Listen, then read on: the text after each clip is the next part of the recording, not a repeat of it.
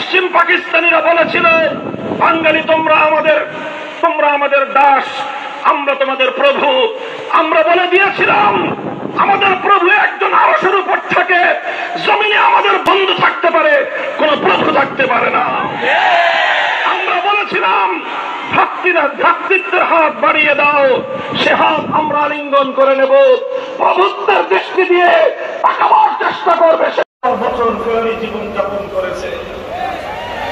বাংলাদেশের গোয়েন্দা সংস্থাগুলোকে আমি বলি, বিজেপি, এনএসআই, পুলিশের এসপি সহ আপনারা সব জানেন, আপনারা 2021 সাল থেকে কি কি করেছেন, আপনাদের আমলনামা আমাদের কাছেও সংরক্ষিত আছে।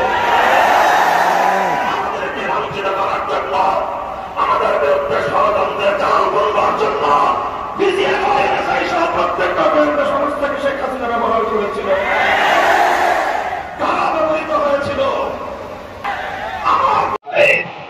আমরা সংখ্যায় কম হতে পারি, ইমানি শক্তিতে বলিয়ান হয়ে সমস্ত জীবনের বিরুদ্ধে আমরা লড়াইয়ের ময়দানে নামতে বাধ্য হব।